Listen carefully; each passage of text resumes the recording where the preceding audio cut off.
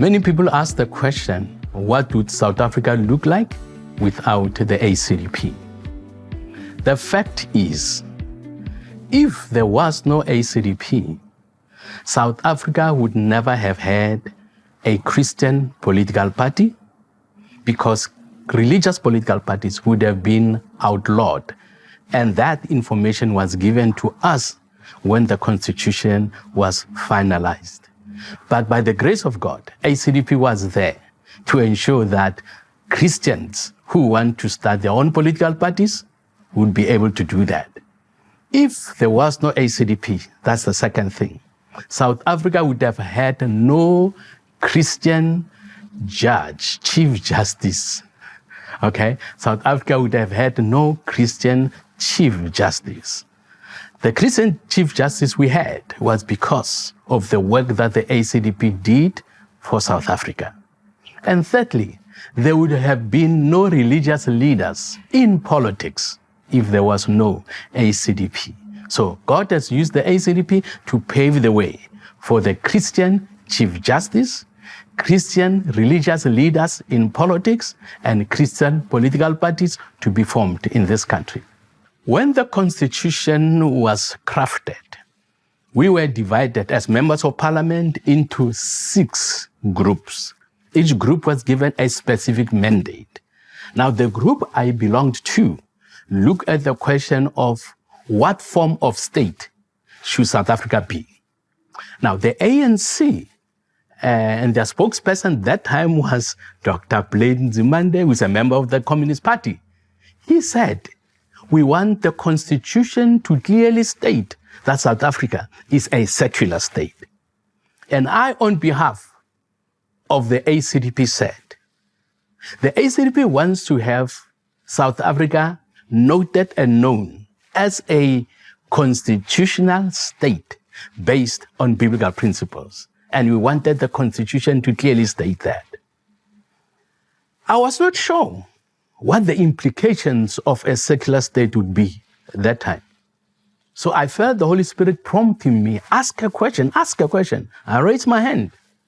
And we had a number of advisors and consultants. Among them was a Professor Ukoda.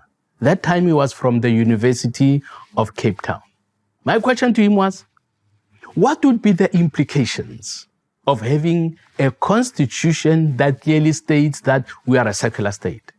And the professor said, I will answer your question in writing the following week. Indeed, the following week, he had a memorandum with him that he circulated in the meeting. And in the memorandum, he said, if the Constitution of South Africa states that we are a secular state, 3 of the other things that would happen would be, number 1, there would be no reference to God in the Constitution. Secondly, state institutions would not be used for religious purposes. And thirdly, religious office bearers would not hold any office of state. The Holy Spirit put a magnifying glass on the second one particularly. That said, state institutions would not be used for religious purposes. I then remembered that the majority of charismatic churches, particularly black charismatic churches, did not have buildings of their own. They were meeting in state facilities, particularly in schools. And there were churches that were meeting in tents that were staged or put up on land belonging to city councils. And the Holy Spirit said, if they continue with what they want to do, then it means all those churches that are meeting in state facilities would be thrown out. And I felt the Holy Spirit again say, do something about it, do something about it. After praying, I felt the best thing to do is to inform pastors and leaders in Cape Town about what was coming. So I circulated, after making copies of that memorandum from the professor, circulated the memo to different churches, and I attached my own explanation to that so that pastors would understand. And when pastors saw that, they said, we don't want to be a secular state.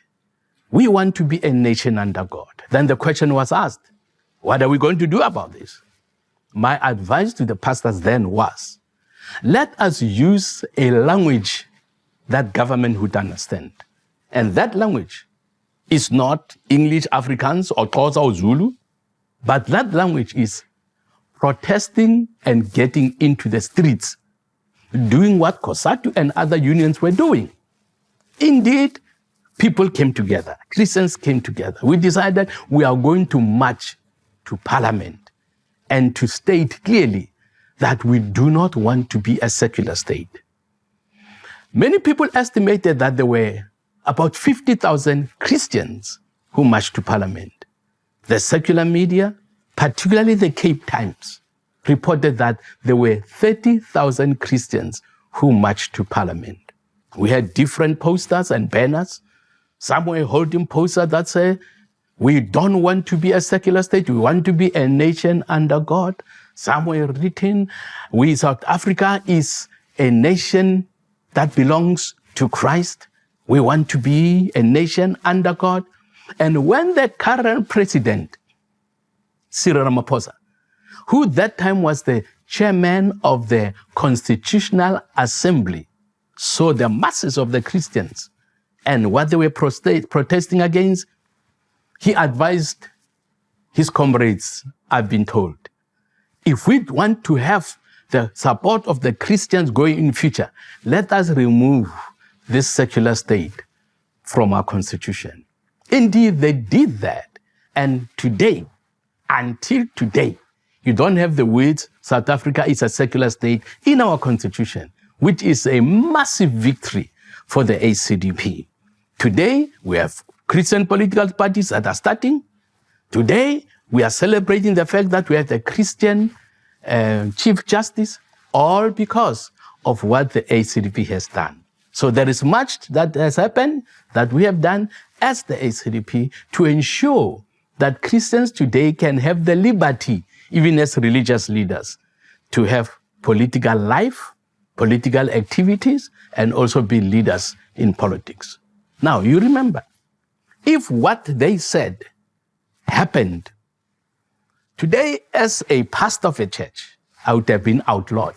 I would not have been allowed to be in politics if the South African Constitution stated that we are a secular state.